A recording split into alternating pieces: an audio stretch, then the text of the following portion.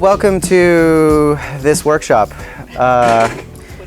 Whatever it's called. We are going to be doing thrown and altered pieces. So I'm going to do a progression of these guys where I'll throw some bottomless cylinders and then I'll stretch them out, and then I'll get into this, you know, cutting the bottom, attaching a floor to it, a slab.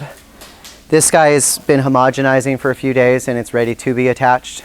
So I'll work through the process. Really the only thing I don't have for you is bone dry, which is where I do a lot of my scraping of the work to get out all of the inconsistencies. I'm also going to show you two different types of rims.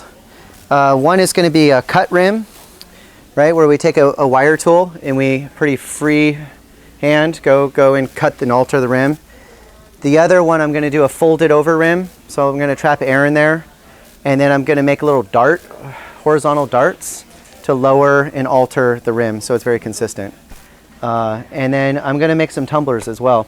So the first thing I'm going to do is, this is actually a pretty good bat. I'm going to make one of the taller pieces because I'm going to see if I can make some vertical darts if it sets up fast enough. This is called a bat grabber. They have bat grippers now, and they're really wonderful for keeping bats on your wheel head without them sliding or wiggling. And I will not throw a pot unless I'm trying to be very organic if it has a wiggle to it. If I'm trying to throw a tight pot, then I can't do it. So with wiggle, with play. So this really helps to keep it locked down. Also, you can put this, so if I have the bat on here and I put a wet bat grabber and squeegee it out, I can put a bowl upside down and there's no need for clay. It stays on 100% and you can trim it. So you can go all the way down. It's a great little tool. Okay, so when I put a bat on, I don't care if it's bumpy or smooth. I'm looking for the convex versus the concave side. So I don't want it to be spinning like a top. I'd rather have it concave. And so that's not concave. That's the wrong way. So with these bat grabbers, you want to have the shiny side down. And then, was that? Oh God. Maybe like this. You want it like dome? This way? Thank you. Not like a bowl, but like a dome? That's kind of worse. It could be just a little warped. I'm going to just, I always have a couple bats ready to go. And those pins are not going to work. Uh-oh. Those pins are not going to work. Here we go. I think we found it. Beautiful. All right. So this is a Whisper, a Shimpo Whisper. And this is the wheel I have at my studio. I have two wheels at my studio. I have a Whisper. And this is for anything that's under 25 pounds or single forms. And then I have a Shimpo Master wheel, which is a belt-driven wheel. So if I ever need to do larger pieces or if I'm stacking two forms, it's really handy to have two wheels so that I can build simultaneously and then stack. So we're going to go first for a larger cylinder, and then I'm going to make a couple tumblers, and then I'll do another cylinder, and then we'll get into altering. I'm going to work a little faster because I don't think I can finish if I don't, but please ask questions. The clay body I'm using is a special blend. So I had to order 2,000 pounds of this to get it made, but it's half B-Mix and half Miller 631 porcelain. And I was hand wedging it for a long time and I just couldn't do it anymore. So here we are. Okay, I have a yoga block or a brick on the other side. Once I'm done centering, I will switch to a brick to balance out my body. I like to get the wheel to speed. For larger pieces, you have no choice but to fall into the work. So that's like free energy that you can use for your piece.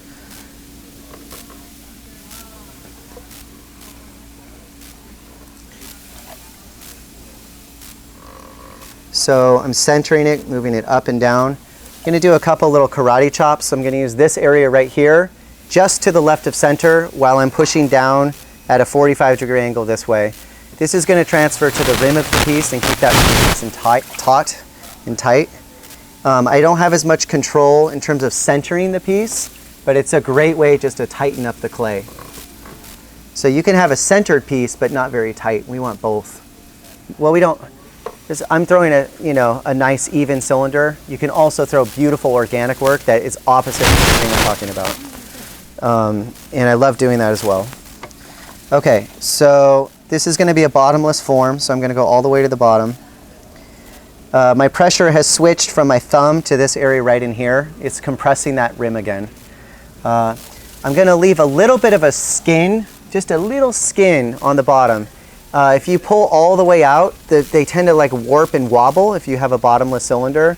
So by leaving a little skin there, it offers some tension pushing out that will allow you to throw with more confidence. So I'm going to lift up my fingers a tiny bit.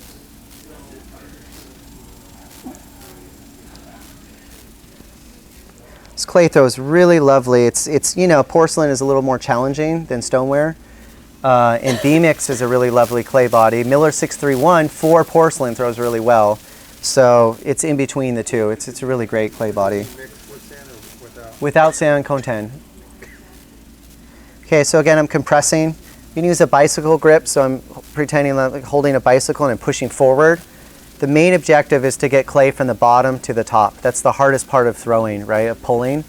And so I'm just going to use a bicycle grip, and I'm going to just add a little bit of water. I'm moving slower than the rotation of the wheel so that it doesn't spiral.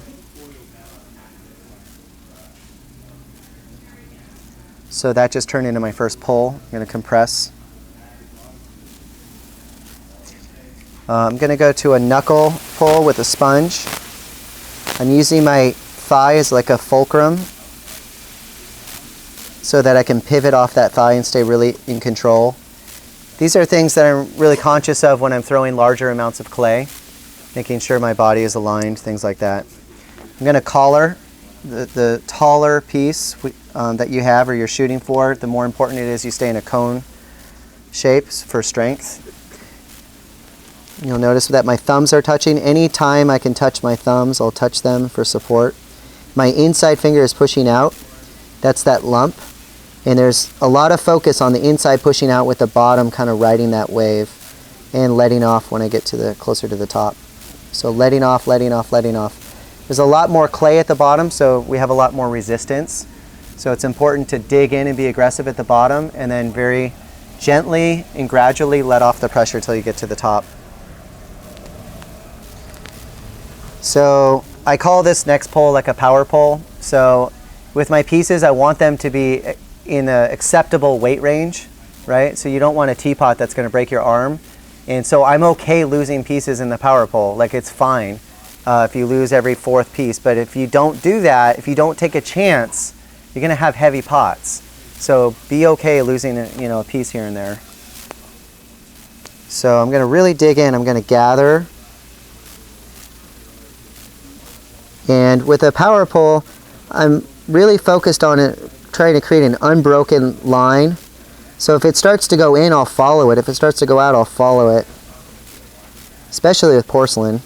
Because if you have a break in the curve, that's where things start to happen.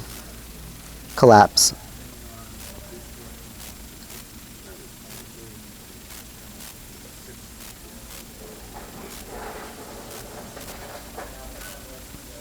So I also find with porcelain, it's really good to slow down. So slow down your gesture, slow down your movements, slow down everything. Lots of overlap. Did you start out with about, what, 4 pounds? It was a little bit more than that ball on the end. I don't really weigh things. With my tumblers, I get 13 a bag. I'll do it in a session. So that's about what? It's 1.1 7/8 per. So those are the only things I weigh out because they need to fit a pint of beer. That's important to me. So these are not, I don't care how many flowers, but a pint of beer is important. Okay, so let me compress this. And again, this is sculpture, right? So I'm okay having a little bit thicker because I want to manipulate it. I really want to move this clay. And let me give it a little bit more gesture.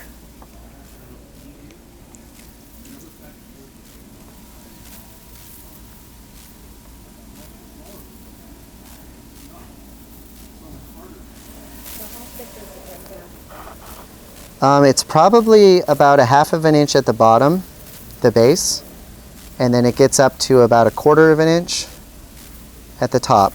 But you can see I'm going to be manipulating them, moving them. So I don't want them too thin. I want to be confident that I'm not going to break through the pieces. Whoops, there's no bucket there. Normally my bucket sits there. It's over here.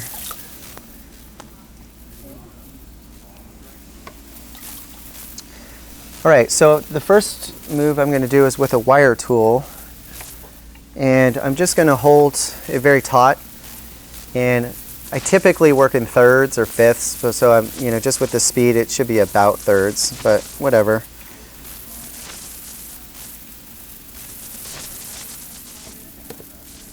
And I'm going to look for the high points. So we've got high point, high point, high point.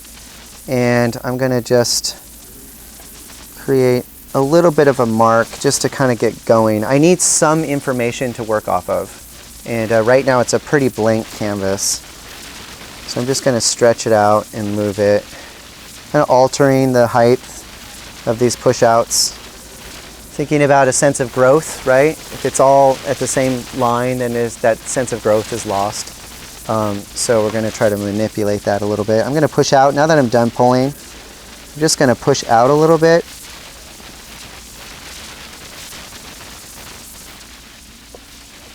And I'll cut this off.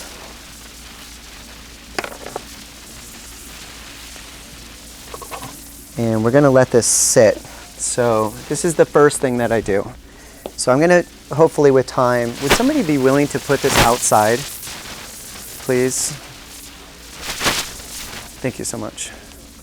So I'm just going to try to fry it real quick. And normally I would never do that. I would just keep it inside. But I want to do some vertical darts and I need it to stiffen up for that. Okay, so I'm going to do 2 tumblers, and then I'll go back to a rolled over rim on the next one, on the last one. Of course.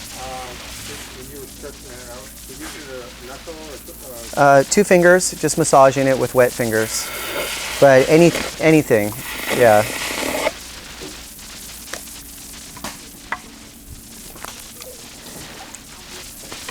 Okay. I like the size of the tumblers because I can work pretty quick. So you'll see back here, there's some tumblers. And I put those little push outs. They kind of become little ergonomic places to fit your fingers in. So if we want to press that around, you can kind of see what I'm working on now. Those pieces, if you weren't here for the last lecture, those are side fired on seashells. It's a chino glaze. It has about 60% wood ash and 35 to 40% frit. That's dry mixed and then placed on top of the piece. So that would be the top right there. And then it drips down over the shells, which get pulled off, and then they create those little jewels, which are the little drips. It's fired, it's a 4-day fire, so it has a lot of time to mature and get glassy. And then I try to do a slow cool. So I'll pack the kiln with fiber and a fiber blanket and really try to shut the damper really fast and let it cool slow. On those, yeah, it's a 23 karat gold leaf that's gilded into the shells. Okay, so tumblers, I'm going to leave a pretty substantial floor because I want to be able to have flexibility in terms of the type of foot that I trim.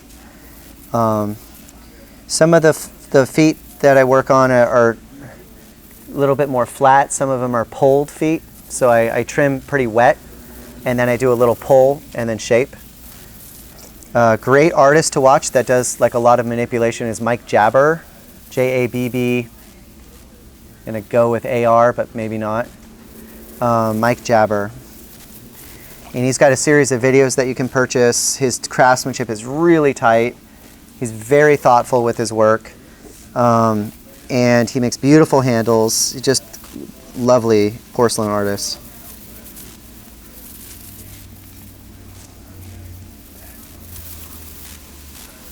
So I'm trying to create an hourglass form. And so I'm going to be doing a lot of collaring like this.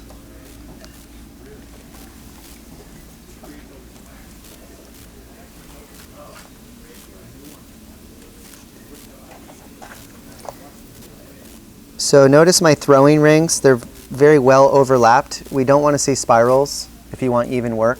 So we need to slow down your hands if you're starting to see spirals. If you don't see any throwing rings at all, you might be moving too slow.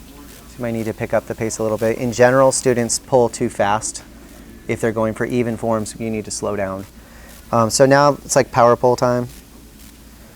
Power pull. So these typically get really wrinkly because I pull them really thin. Because these are very functional utilitarian pieces. And when that's full of beer, I want them to be acceptable in weight, right? I don't want them to be heavy, full of liquid. I want to use it. So I'm going to I learned this next move from Tom Coleman, who's another great artist you should check out. And so he does like this little skirt. So he'll just take a finger like this and make a little skirt. And then I'm going to step up and make another pull. And then at the end, I'll reinforce that skirt. So instead of pulling at the bottom, I'm leaving that and I'm going to go right above it. And so this is how he makes his T-bowls.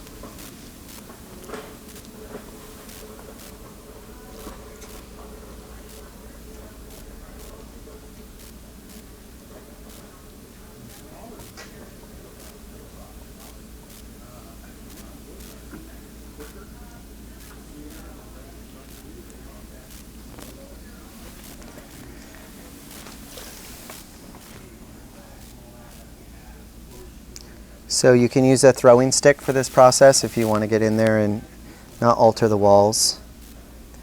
So the skin of the piece is really important.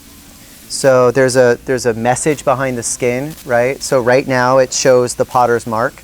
So if you want that to be part of your narrative, then it's something you should leave in the work or control in the work, right? Have it going all the way through, or the bottom third or the top third or whatever you want. But it's an aesthetic choice. It's actually there, so you have to consider it as part of the art. So if you don't want the skin or the throwing marks, then we need to get rid of those. And so I'm going to just kind of eliminate those real quick. I've got a lot of action on these pots between the shells, right, and the glaze and this. And sometimes things can get busy and competitive. And so by, using the principle of economy or like minimizing stuff, it actually is a little bit more powerful sometimes.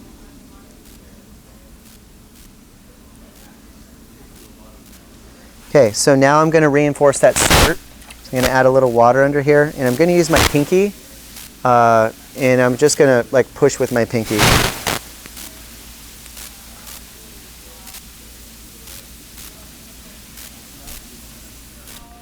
Okay, and lastly, I'm going to, actually not in a groove right now, because this is number one, and I'm talking, but normally I actually alter them before the skirt is normally the last thing I do. So I kind of messed up on that. But I'm going to spin the wheel really slow, and I'm going to undulate the speed of my rib, and while pushing out from the inside. And that's going to create a twist and a torque. And again, it's like if I throw 13 and I lose 2, I'm fine. Like that's a pretty good groove. But if I don't lose any, that means I'm not pushing them enough. I want them to look like they're really on the edge of movement and torque and collapse to get that sense of gesture. And again, I've done this a lot. So it's a lot of times when you start with a new mark, it kind of doesn't look good. It looks fake. But this one, since I'm talking about it, it'll probably look crappy.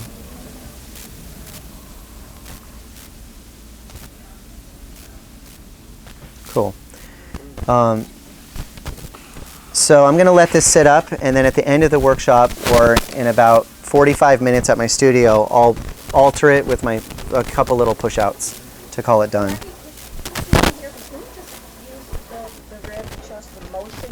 I'm going to do it again. I'm going to do one more real quick.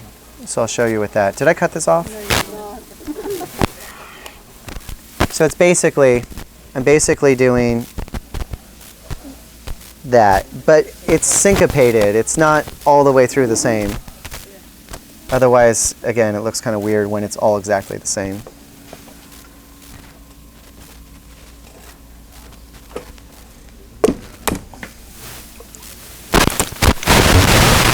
little bit too much clay. I'm just going to pinch some of that off. So again, I'm getting the wheel to speed and then putting my feet behind me. I think the most of the back problems come from centering, and it's because your feet are in front of you and not behind you. Yeah, I mean, I've had severe back pain where I can't move like an inch, and so you have to make changes. The one thing I could do better is stretching, and not stretching like I should be stretching. Exactly, yeah, and then right now I'm centered, so I'm going to go on the pedal and then on a brick.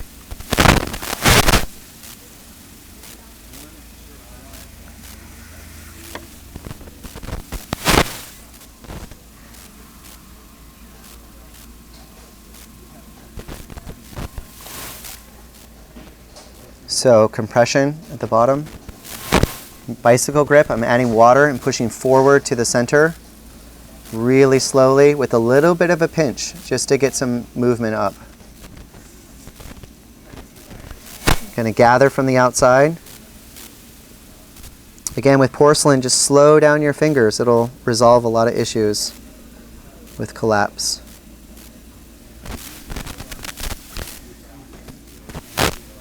Gathering is just pushing at the bottom for maybe 4 or 5 rotations and then coming up. So you're moving the clay from the outside to the inside. My focus is on the inside, not the outside. My outside is just muscle memory following the inside. But the inside really controls the direction of the piece. So if I want it to come in, I'm going to slide this rudder back. And if I want to go out, I'm going to do the opposite. And it's going to move in that direction. So it's control that way. Okay, so power pull. Woo! Power pull. Should I try to lose this one? No. I think push it. I'm going to. Yeah, I mean this is. I want to see a little wrinkle.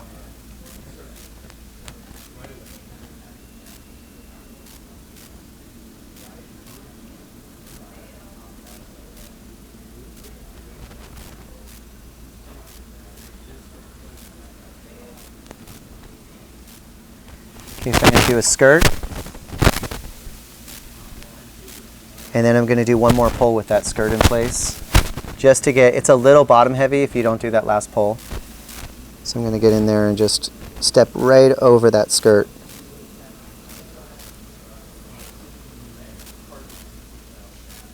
My second finger down and third finger below the lump are keeping the line unbroken.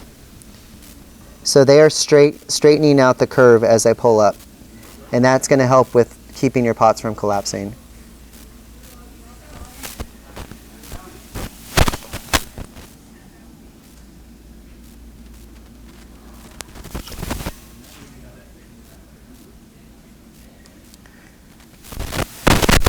So now I'm compressing. My inside finger looks like a hook, and it's hooking right to the back side of that rib, not in front of it or behind it. So if my compression is left of the rib or behind the rib, it's going to torque. If it's right on this, then it's going to stretch it. So if you're throwing a bulbous vessel, one of the misconceptions is that we just push out, but you'll notice if you do that, the height of the pot is going to considerably shrink. So if you compress and thin the work out, so this is on the inside, this is on the outside, and they're taking on the same contour, and you're just basically following the existing curve but compressing, your piece is going to blow out and you're not going to lose height. Am I going out pants again? Ah. So, okay, so now we're going to make a gestural mark, and then I'm going to reinforce that skirt.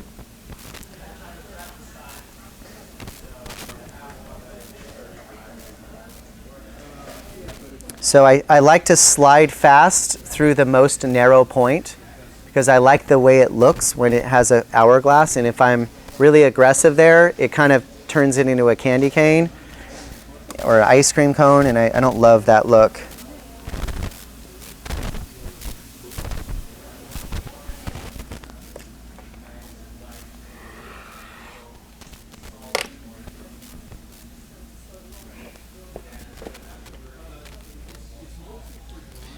Okay, so now we're going to do a cylinder. I'm going to do a folded over rim on the inside, and then we're going to do some dart cuts with that after it sits up a little bit.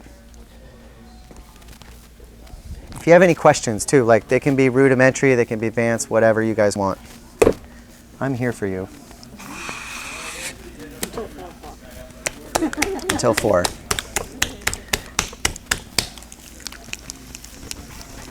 how do you trim the tumblers over there? Can't tell if the top rim is really even or not. Yeah, it's not totally even. I put them upside down on wood, and then I lock them in with clay. And I'm okay with it being a little bit off, so because they're gestural. If it's really off, you can put a pad of stiff clay under the low side to bump it up, and then center the pad and the piece together, and then lock it in place if you want it to be perfect. But if you don't trim off the foot, right? If you trim everything else, then it's going to be the same as what we're looking at now. Whereas if you trim it to be flat, then it's going to get worse, if that makes sense.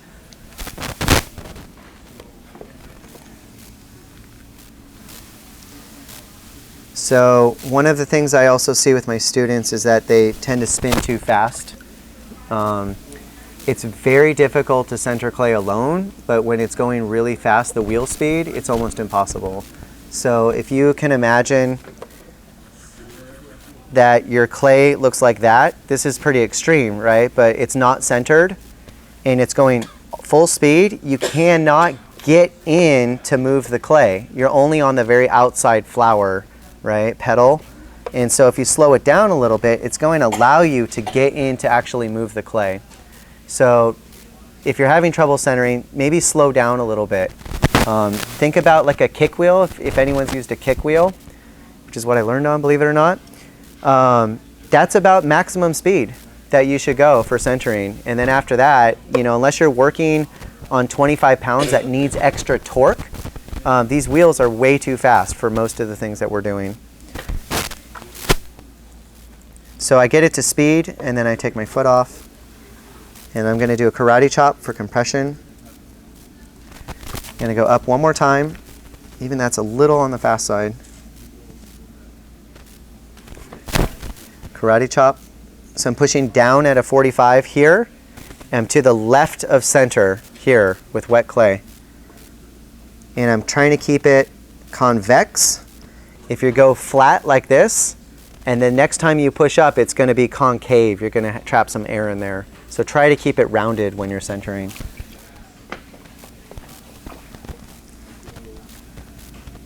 So my pressure, I'm going to pause. I'm going to back out so I can show you this. When I back out, anytime you release the clay, you need to let the wheel spin. So don't just pull out. Let the clay rotate and then gently relax your muscles. Don't twitch off the piece when you're centering. So this is the clay, this is you. Don't twitch and then relax. Relax your muscles and just gently fall off the piece.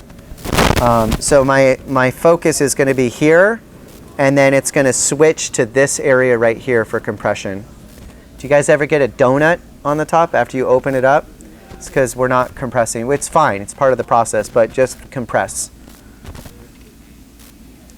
So now I'm switching to that. Does anyone know what this is called? Is there a name for that? A web? The web? So this is a bottomless form, so I'm going all the way to the bottom. So I'm touching, I'm going to pause. And now I'm going to open it up with a little bit of skin. Whoops. This is a little bit too narrow.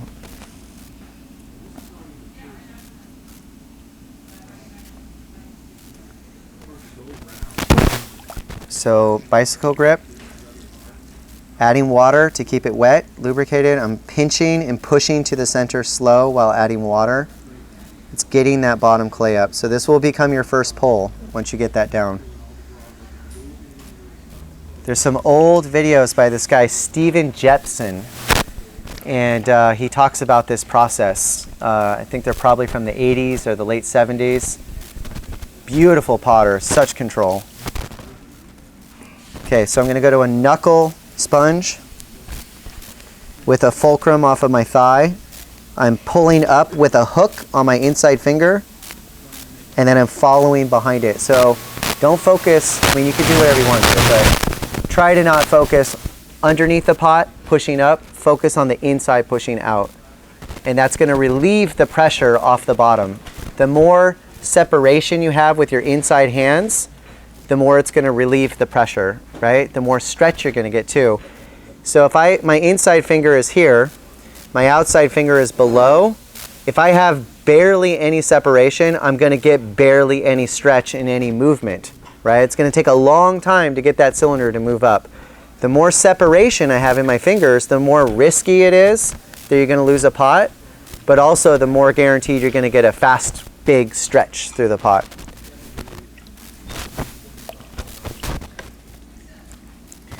So I'm going to collar this. When I collar over the top and then go down to meet it. So if you're getting wrinkles, it's either off-center or you're choking it. Choking it and then going out like that. It has no choice. So collar the top and then come below to meet that. Okay, what time is it? Power pole time? It's power pole time. Okay. So don't be afraid to lose your power pole. Set it up for success and then be okay losing it. So I'm really pushing out from the inside.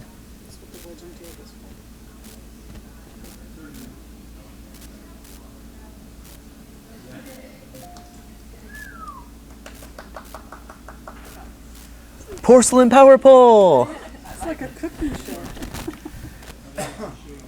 So collaring, I'm going over the top, and then I'm going to meet that. Do one more pull. Not quite a power pull, otherwise it's gone. But I am going to thin it out a little bit more. All right, power pull. Just for you. Don't make me wedge it on the floors.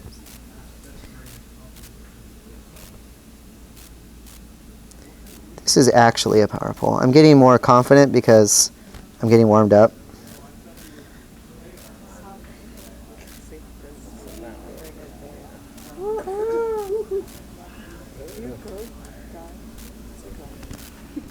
I was wondering how high your left elbow could go up.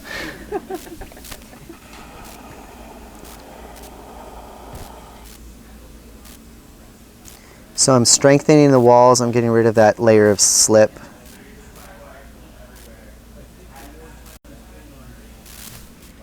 And typically at this stage, I'll spend more time than I'm going to show you. I might do like 6 or 7 or 8 passes, trying to tighten up the clay body. You know, if I don't get these throwing rings out, I mean, sometimes it's a dialogue, like I said. If I don't want them though, I need to get them out, mostly out now. Otherwise, later when it's bone dry, it's a lot harder. Add a little bit of gesture down here. You ever use a rib on the inside? Yeah.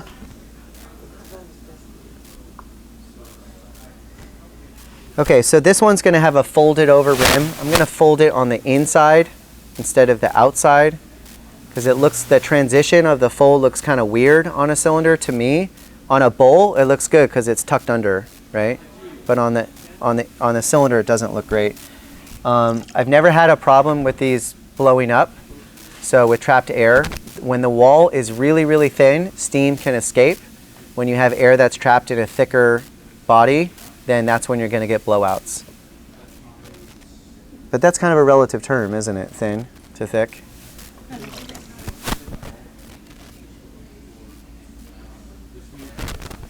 Porcelain is great training wheels too, because once you can throw well with porcelain and you go back to a stoneware, you know, you feel like Superman or Superwoman. Okay, so I am going to thin this out a little bit because I don't want the weight of the piece to collapse the form. So we're just going to thin it out.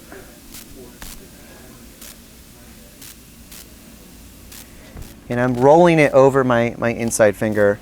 I'm trying to not drip clay or water down the outside because that's going to slow down that dry of that drip and it's going to deform the pot. But sometimes it happens. So I'm thinning it out. If it's uneven at this point, you would want to take a needle tool and make it even.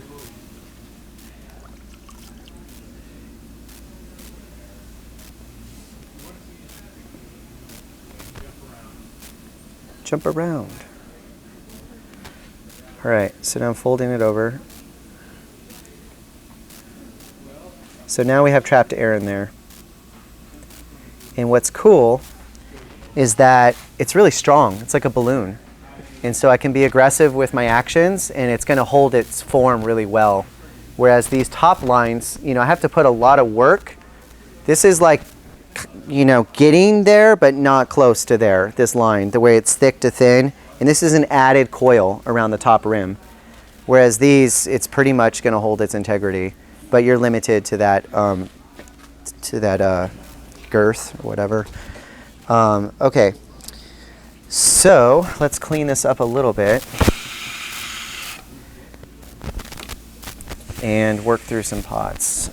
Trudy, could you do me a favor? And there's a pot outside, somewhere outside. Okay. If you could switch with this guy, Yeah. we're gonna let it stiffen up. Yeah. I just put this right in my car.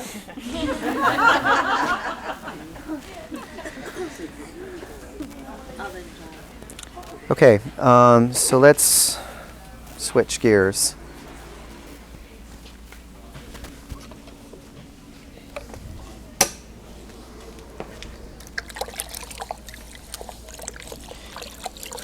So I try to have clean hands when I work, and I'm not the cleanest potter, but I'm not the worst potter. So, you know, sometimes adding gook really hurts, you know, because it's more cleanup later. So let's see. So this would be closest to the one that we just did, but we're getting another one back. So let me alter that a little bit more, and then we're going to just kind of cycle through real quick. And let's see what time it is. What do we have? What time do we get out? 4:30? So about 45 minutes-ish. Cool, thank you. Okay, so with this guy, we're gonna start, let me feel it. Okay, cool, it's sat up a little bit, so the rim is stiff enough. So the first thing I would do is I'm just gonna add a coil to this, to the top rim. And so I'll just score it a little bit.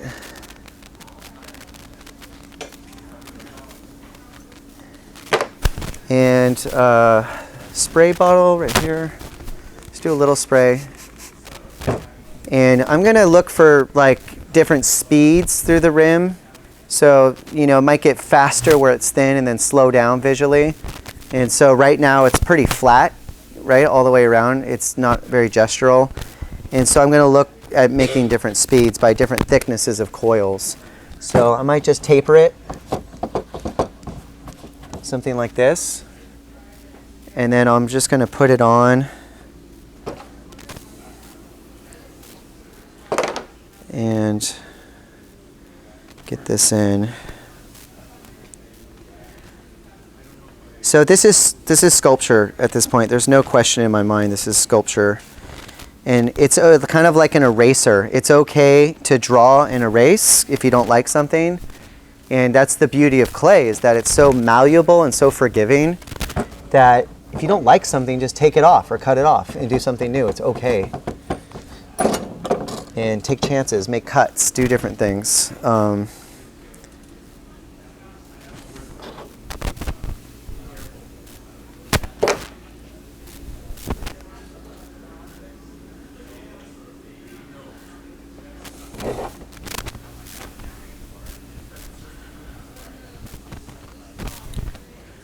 So I'm thinning this area out right here where it meets up.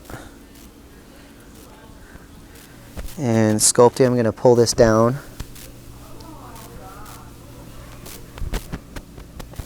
There's a lot of, I work in series, like the group who was here earlier for the last demo. When I make my baskets that are coil built, I work on 4, 5, 6, 7 at a time. And allows me to catch things at the right stage. And it's the same thing with this, guys. I'll throw lots of blanks and I'll see which ones are activated and which ones are not activated, which ones are speaking most clearly or loudest or softest, whatever gesture they're taking on. And then I'll pick those and I'll just kind of recycle the other ones.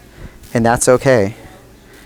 I was at a Chris Gustin workshop last year, and he does a lot of hand building, and that he kind of treats them the same way. He'll throw the bottoms of his pieces. Does anyone know Chris's work? Beautiful, large, gestural, sculpted pieces. And so he throws the bases, and then he'll throw like blanks, and then he'll pick out the ones that are speaking to him, and then he'll build on them. And I like that idea of, of non-attachment. It's pretty cool. That's a good lesson, because so many times when you do force it, the end result's not what you wanted. Yeah. And it's not fun. Like, the process is not fun. So why are you doing it? I'd rather have fun and make shitty work than have beautiful work and be miserable. But if you get both, you're in business. Okay, so that's on. And again, I'm sculpting. I'm not refining the work right now. I'm just altering and pushing. I'm not worried about the skin. That's going to come later. So now I got to look at it and see, like, what is the anomaly? What is the contrast in this pot? And then, and that's the dialogue, is like, where is it singing to me? So, I kind of like these two. Well, I got to look at it. I can't just say it. So I like this gesture, but it's really flat and stagnant down here. So I'm gonna do that, and then I'm gonna look. Okay, so that is kind of square, which is pretty groovy, and then that's pointy. So I'm gonna just so you can see, I'm gonna play off of that right there. I'm gonna make a mark and push that, and just kind of create a repetition. So then that's starting. So then that might influence something over here. So now there's a little bit of torque here. So I might do the best I can to show you what I'm doing. I might really be aggressive here and push that in. And then that looks pretty stupid. I'm going to just change that. So now I'm creating gesture up there.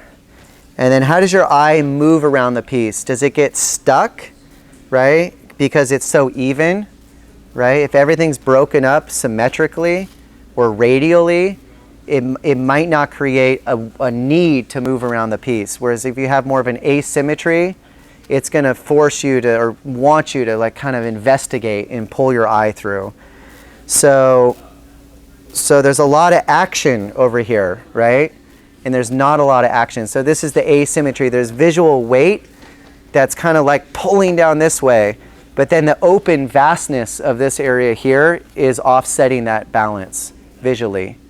And to me, that's a lot more strong than a teeter-totter that's perfectly balanced with the same objects.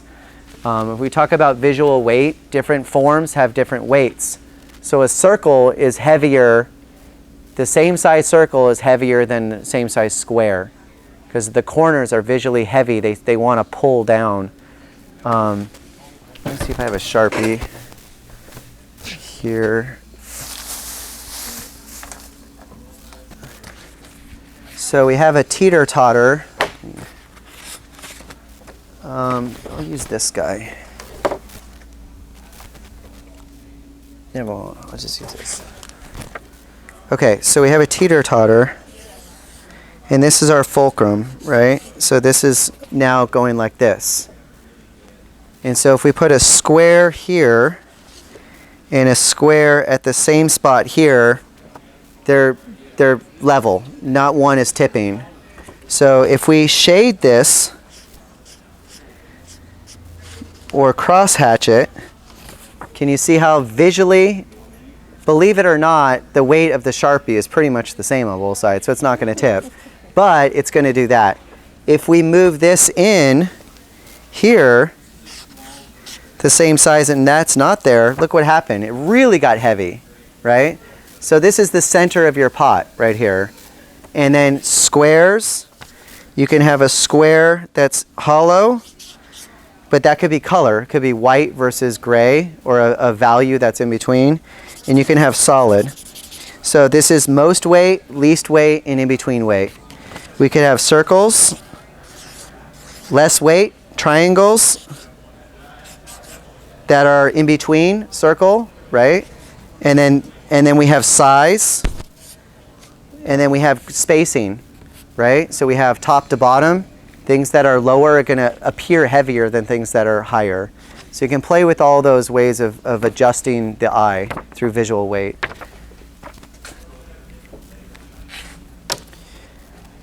Okay, so that's kind of like those design principles and elements are in my well, right? My knowledge well. And so at this point, I don't really think about them. I just kind of like do and then let them come up. Otherwise, they get overly heady and it gets ugly. So yeah, so now I'm just kind of working around the piece. And I can also, you know, like the one closest to you has that hollow point right there. So this actually, like there's a lot of action over here. And then when I turn it this way, like I feel like maybe up here could use a little action to offset that down there. And so I'm going to score before I do this where it's going to touch. And I'm going to spray to build up a little slip. And what's nice is that these are bottomless forms, so I can refine the top, the strength of the top, but then I can also go through the bottom and kind of finish it off. Like, I'm okay if I actually don't do this perfectly. So I'm stretching the clay, and obviously, you know, it's stretching. If it's really paper thin, you're going to push right through it. So knowing that you're making sculpture, it's okay to throw your pots a little thicker. This is going to allow you more flexibility to do what you want to do with your ideas. So now, right, I'm just kind of massaging it. I'm really working it together. And then I'm going to pinch through the whole thing, just like that. And now we created that. So, you know, it's not sound yet. You know, I still have to put a coil in there, let it firm up a tiny bit, put a coil and work it. But the gesture's there, right? And now I've got a new dialogue. I've got this against this. They're speaking to each other. So maybe I could pull this up and round it over a little bit more so that they interact in that way. So everything you do is going to influence the next thing. I love that the placement of this, you know, the height of it is, to me, pretty nice. So this one, it looks like I could have fun with and not discard it. The next thing I would do is start to like map out the bottom. And the beauty of the bottomless forms is that we can create a foot that's really dynamic. So that's pretty symmetrical right there. So it's a little bit too perfect.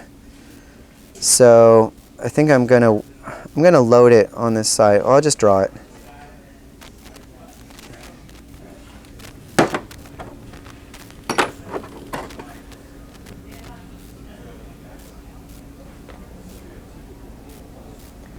So I'm just kind of mapping out where I want this to be. And then maybe this guy is going in right here. So I might just really get in there. Sculpt that out a little bit right now. And this is kind of a nice direction. I'll force that in. And let's get in there and cut this out. So because I know I'm going to add a slab to this, these marks are not going to be as accentuated as much, right? Because there's a thickness to the slab. So if I'm cutting it out, let me clean this up a tiny bit more. So if this is my mark right here, you can imagine a 1/4 inch slab is going to push it down further and it'll be a lot more subtle. So if you like the way that looks, then you need to take more off, right? So I kind of do. So I'm just going to take a little bit more and just trust that my slab is going to make it back to where it was. Okay, so I'm just mapping and playing, and this is really fun to have like 4 pieces to be able to just bounce back and forth. So these are like the blanks. So let's move this guy.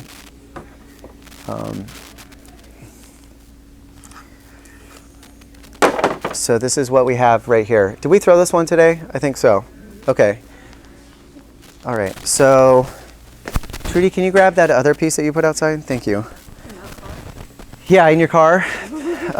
Okay, so then this one, I guess we kind of went ahead, and this one now I can cut out the bottom right here, like I did with that one, and then I can also cut this out. So with my feet, so I'm just going to do I like this one? I can let this one go. So let's just say, right, I'm just going to kind of do something just to get some lines in there. I'm not attached to this one, as you can tell. But we're just going to push and pull just to kind of get it moving a little bit. Okay, so now I have a thickness there to that bottom. And now I can relieve, so this is the trimming. You can ask me, Ricky. What? To get me. Oh, thank you. Okay. Okay, so now I have that thickness there, and I'm going to relieve that weight. So I'm just going to go in and carve out. I'll see if I can do this for you like this. So I'm going to go in, and I'm okay also going way up into the clay there because I'm trimming the inside instead of the outside. So I'm going to get in there and go about 1/4 inch all the way through there. And so you can be a really thick pot, like throw really clunky work with this style, and in the end you've got graceful, light, gestural pots, right? Because we can carve it out.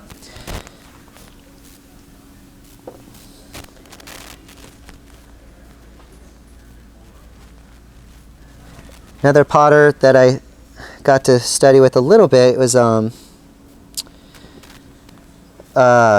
hell.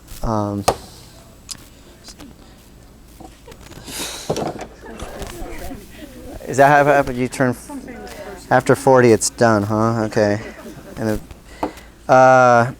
anywho, he said a great potter is a great trimmer, you know. And Bobby Silverman, and so he does these lovely stacked forms and like bowls stacked within each other and just super tight. And he does really heavy, thick porcelain cylinders that he takes an X-Acto knife to and carves out and gets these faceted, beautiful forms. And he's not a good potter, but he's a great trimmer. And he admits to it, and he makes beautiful forms, and it's okay.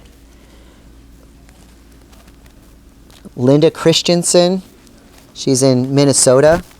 She was the worst potter in her class, and she couldn't throw pots. She couldn't sell anything. And then she finally gave into it that she's not going to be a tight potter, and she started doing everything loose, and soda fire loose, and everything loose. And then now she has consistency in her gesture, and she's a great potter and world famous now.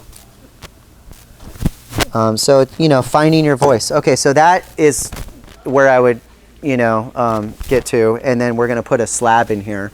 So same thing with this. This has got some vertical darts in the hip, and so if we have time, I'll put some vertical darts in to kind of alter the form there. But the next step, which is really important, is homogenizing your floor before you attach it, because you know right now this is a lot stiffer than a fresh slab of clay. That floor is going to shrink and pull it and crack it, and so especially with porcelain that's going to shrink 17 or 18%. That's no good. So we need to set a slab in there for it to rest. So I'm just going to take some clay. Cool, that is paper clay with beans in it. So that's not going to work. This is porcelain paper clay that we made in the last class. Does anyone want to use this tonight? Okay, it's going to go bye-bye then. Because it only lasts for a day. It only is going to last for 4 hours, and then it's going to stiffen up. Yeah. Let me get some plastic. So what I would recommend is get a mold, maybe do a hump mold, Yeah. and then pinch a foot into it real quick. Do like a 10-minute bowl. Okay. And then if you want to drop it by Dan's, I'll fire it for you. Oh, I can fire it to you. Okay? Thank you. Cool. So it's high fire. Oh, okay. I'll drop it by it, Dan. Yeah, we'll put a nice celadon on it. Okay. Yeah. Okay, so I'm just cutting out a slab, and then I'm going to throw it out. I don't know if this wallboard's a great idea. Let's give it a shot here.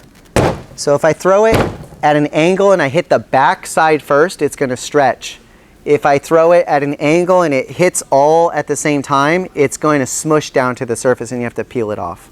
So just hit the back side, and then we're going to rotate.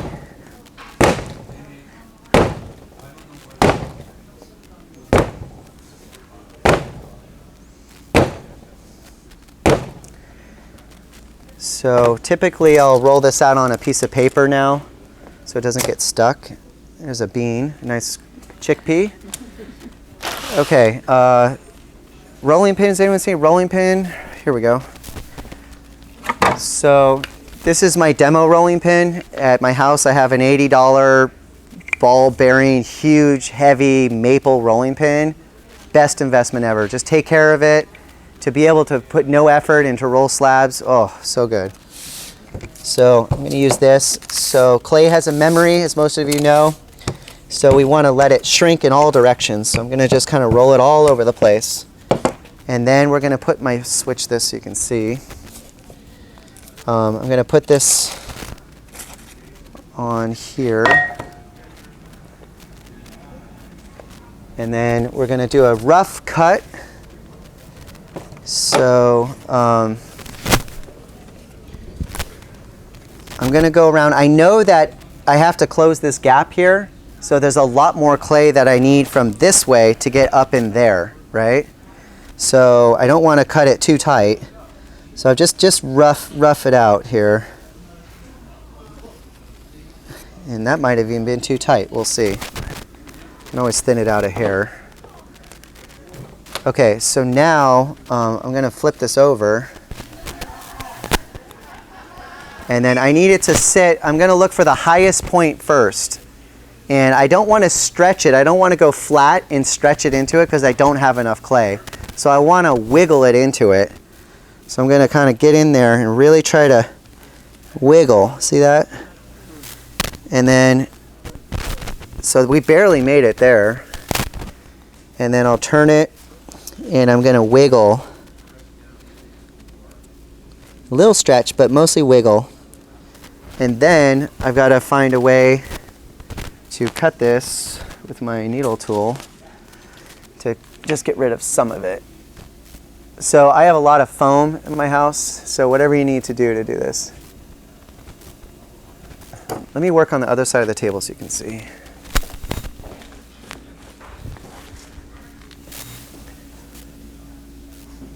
So this is, again, it's like not as rough as the last one, but it's still pretty rough.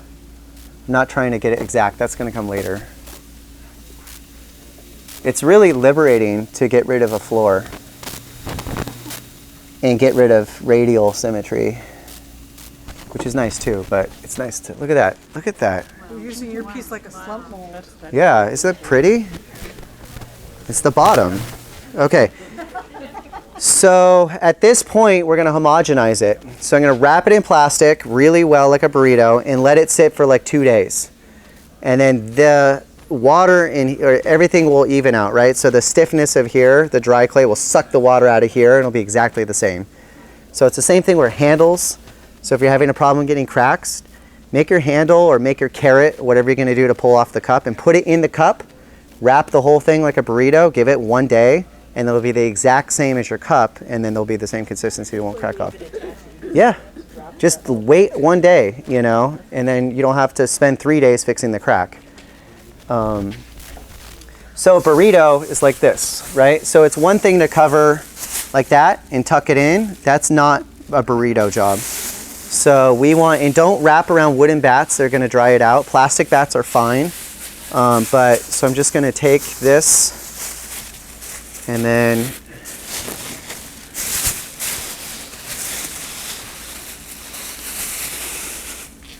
this is a bad burrito.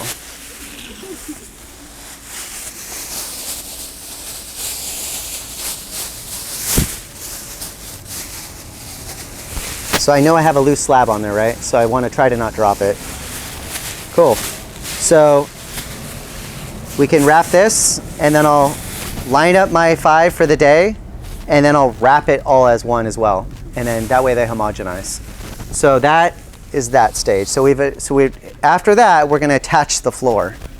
So now we have this, which is homogenized and it's held its form, right? Because we've done that, exactly what we did. So one day later, so now we're going to attach.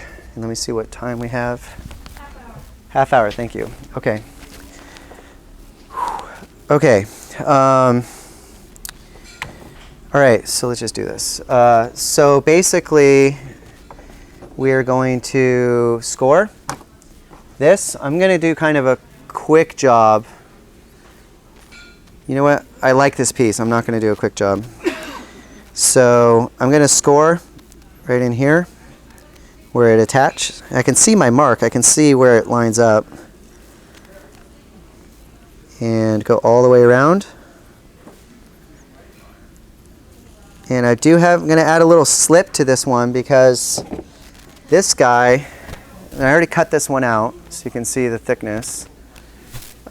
This is a little bit stiffer. And so my slip is my clay body with magic water that's blended together. And magic water has a deflocculant in it, soda ash, and sodium silicate. And you can go online and just Google magic water and it'll come up. It's a really, the drier the clay it is, the more important it is to build up a slip. Whereas the wetter the clay is, like with this one, when we do our darts, we're not going to even slip or score. We're just going to cut it out and push it down, and it's not going to crack apart. Okay. Question? Does someone have a question? No. Okay. So slip, I'm going to take a brush, and hopefully I can find that. And mix this up.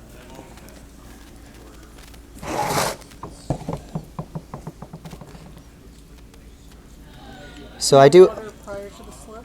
What's that? No water prior to the slip? No, this is plenty. I'm going to go back in with this. When this sets up, I'm going to go back in after a day. I'm going to put my fingers in there, and I'm going to seam the inside so you don't see any of the marks. Because people do look in there, you know, and if it looks janky, then that's a reflection of who you are. And if you're a janky person, then you can do it, but I don't want to be janky. So try not to. I got plenty of other janky things in my life. Janky is half-ass. And like watching the Giants, I could be half-ass and drink beer and not care too much until it's like playoff time. But this stuff, you know, kind of like soul work. Okay, so foam, not that. Keep your eye out for couches on the side of the road, just so you don't look like you're pillaging. You could just take the tops off and put them in your car, just to get out of there, and then cut them open, and then there's beautiful pads in there, and then you can cut those up and use them. What? Lice? Janky, yeah. You can make that call, yeah. Okay. Take a cube and go to Michael's. We got it cheap. So you can see that there's not a lot of stretching with this clay. It's already conformed to this shape, and it was like a puzzle piece. It just went in. So I don't have to, you know, twist its arm too much to get it to fit. But I do have to compress. So I'm going to really get in there and look for that slip to kind of ooze out so I know that I have a good attachment.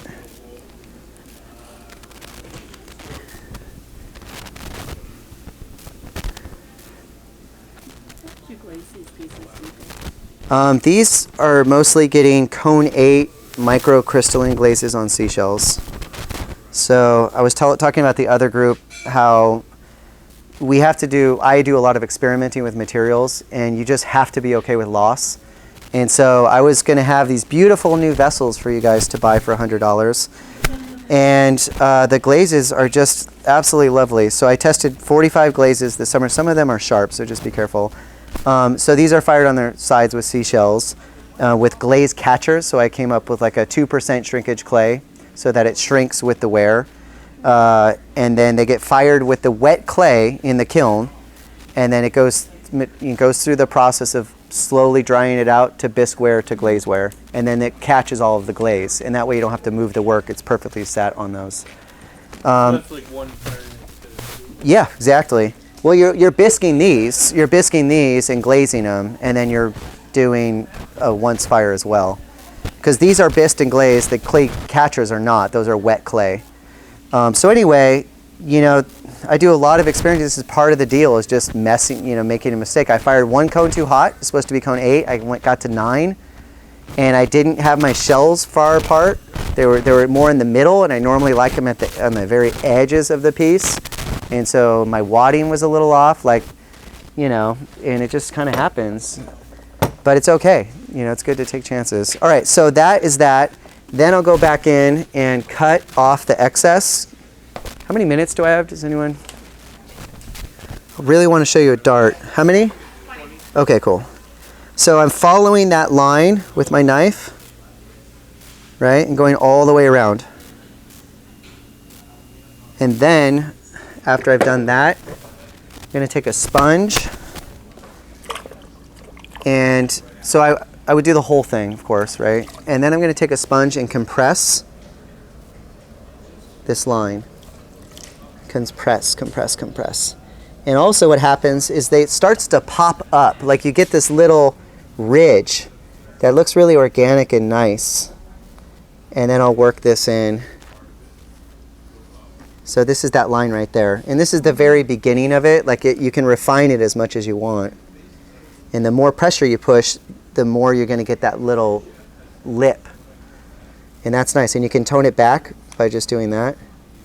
So what I'll do is I'll really do a good job compressing the whole thing on all the way around. And then I'll start refining all the way around. And then I'll look at the curve to see that it's unbroken, right? So everything's unbroken. We're going to keep moving on because I think I have more stuff than I can show you. So another thing that I do is pushing and pulling the pieces after they've sat up a little bit. So this is the one we threw today. So in another hour or so, I can really get in there and move things around and add things. So I'm going to massage this and then score it. And then we'll take a dollop of clay and I'm going to score it. And then I'm going to push it on like that. And I have pressure from the inside as resistance to really work it in there. So it's like a handle. You're not going to have it blow up. It's just like a handle, like a little nub handle. And then I can smush it, and I can alter it, and I can move it, and I can make an undercut like a teardrop if I want it to look like that. I can push this up from the inside here to make it look like it's really part of the piece and not an appendage, and start to sculpt. And I can go around, and that starts to really change the direction. It might be too much. You can just push it back. And like, how does it relate to that? Like carrying it all the way through. I didn't really think about that. I just did it just to show you. But it's really good to add on, right? And really like accentuate these things. Clay has a memory, so when it dries and gets fired, tightens back up. Just like a bowl when you make push-outs. Looks really like radical. And then after it comes out of the glaze, it's like, that was pretty subtle. So like over accentuate it, and then it will come back, you know, a little bit to reality. Okay, so these guys are probably ready for some push-outs. So I do a single board when I throw these. Okay, I'm going to throw it and move it and catch it.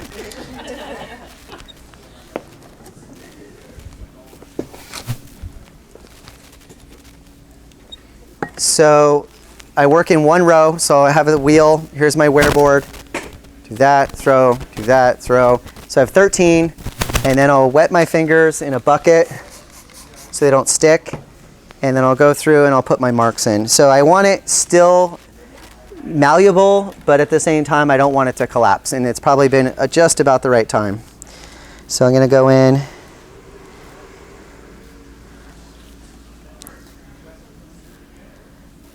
Massage that.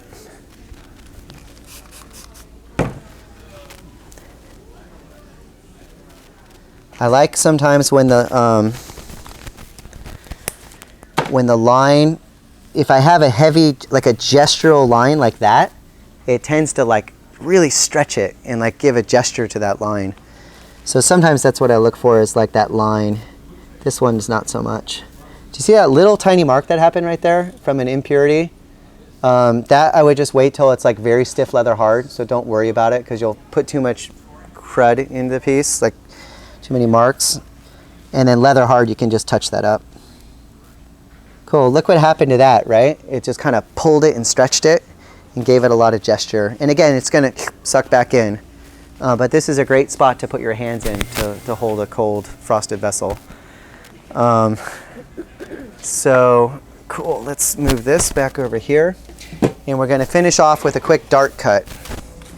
So let me line this.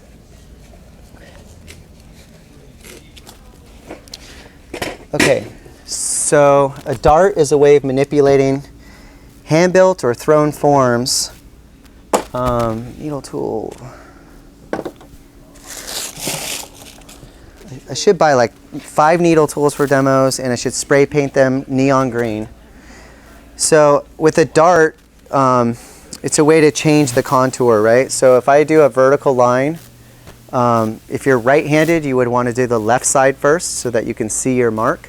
So I'll do the left side, I'll do that, and I'll do the right side. And then I cut that leaf out, and it will change it from convex to concave when you cut it out. So if I cut it out, I like it. So typically you don't want to do this wet. You want to let the clay sit up till like super, super soft leather hard. Like not, maybe like not on the leather hard side, but the beyond soft. And then you'll score this, and then you're going to put it together, and it has no choice but to become concave. And so for sculpting, free-form sculpting, this dialogue, you know, putting it in here, right, or down there I did one, to really kind of accentuate that gesture and that movement is a great way to do it. It's fast. Are you beveling the cut as you Yeah, I do. You don't have to, it's just an extra step, but if you bevel it in, then it ends up meeting perfectly. So I'm going to do that with this, but it's going to be a horizontal dart. And that's going to drop this top line down. So how much time do we have? You are at Okay. So I'm going to make a mark here. And then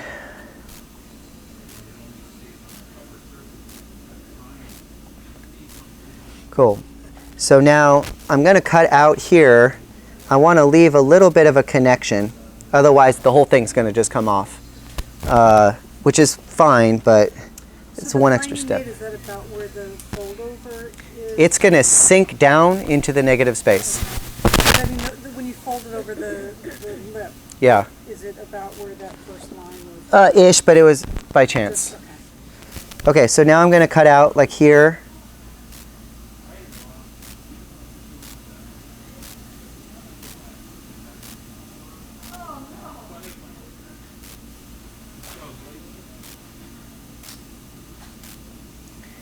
So if the clay stiffens up too much, you're going to crack the rim.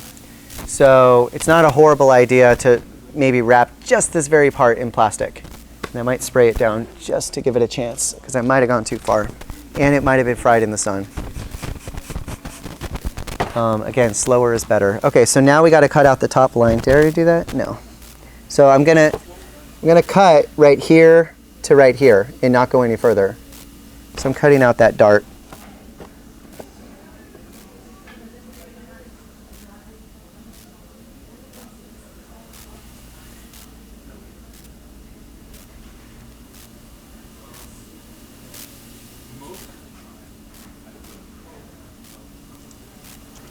So because the clay is wet, we don't need to score it.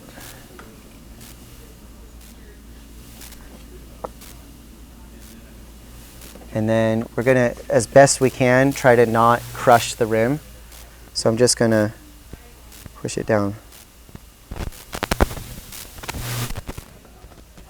So I learned this from Peter Biesecker. he does really fat, beautiful, rolled it over rimmed bowls, and then he does that. His craftsmanship is so impeccable, and they're just seamless and they're beautiful. It's just unfair. His name? Peter Biesecker, Beasecker.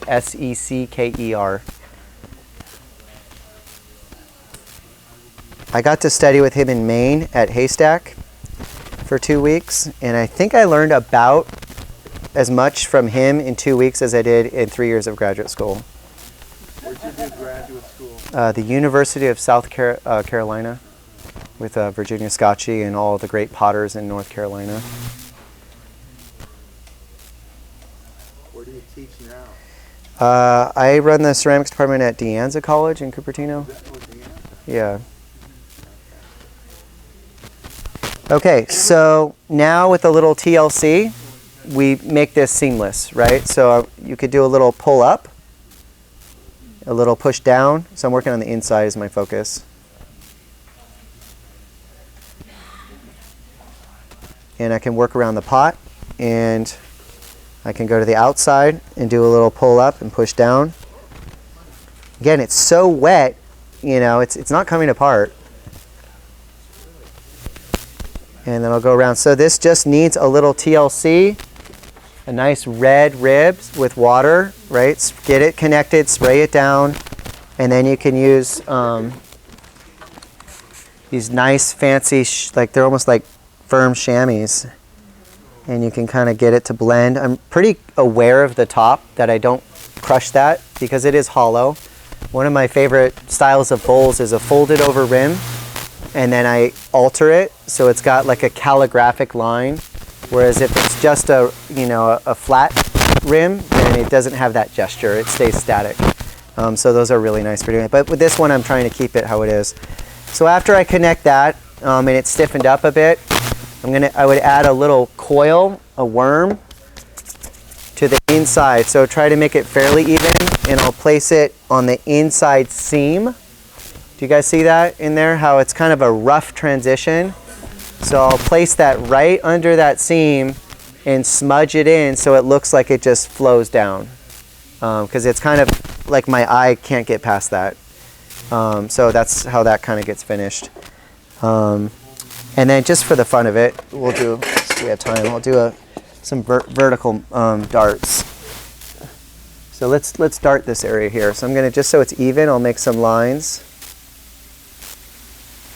And then you can use one of those discs if you want it really even. A lot of times bats will have marks. I don't know if this one does, but that'll help you to map it out to get thirds or fifths or quarters or whatever. So I'll do a vertical mark. We'll just do a few. And then I'll do one really subtle. We'll look at the difference between that. I'll have that grow a little bit. That guy and that guy. So again, this needs to sit up for about what we did. Maybe it all depends on the weather.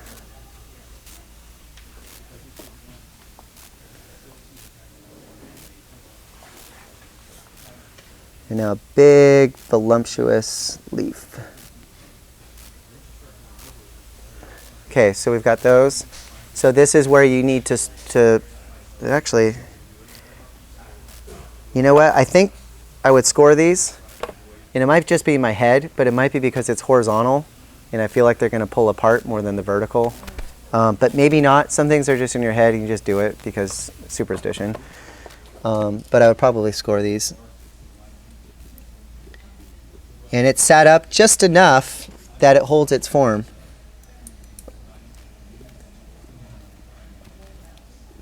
Yeah, I'll probably score these guys. So I didn't do thirds or quarter, I just kind of made some marks to show you. So then you would do that. I would add a coil, just a little coil to the seam on the inside and the outside.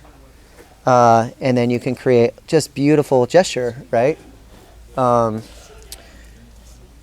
we'll cut this off. And then we can get under here. And we can do the same thing, carving back and get under, sometimes it's hard to get a coil in there, but now you can because you're going through the bottom. And then how does the bottom, right, relate to the top? Okay, so this is kind of where this guy is going here. And so, it needs a lot of TLC. So just to finish up, after the slab is on the floor, and after that's homogenized, I use a lot of sponge work and I kind of like clean up the surface. Then when it gets to bone dry, I take a flexible metal rib and I scrape out a lot of the inconsistencies. Like that is going to take a long time to do it now, whereas when it's bone dry, it's real fast. It's like shaving. And this is I learned this from Kevin Snipes a couple weeks ago. He was at De Anza, and he shaves all of his work bone dry, and it was pretty breakthrough. I was like, oh, okay, that'll save me. How much do you know about shaving? It's funny. Yeah, my wife said she'll divorce me if I cut it, so it's going to be on forever. Okay, so I think that's kind of it. Cool. All right. Cool.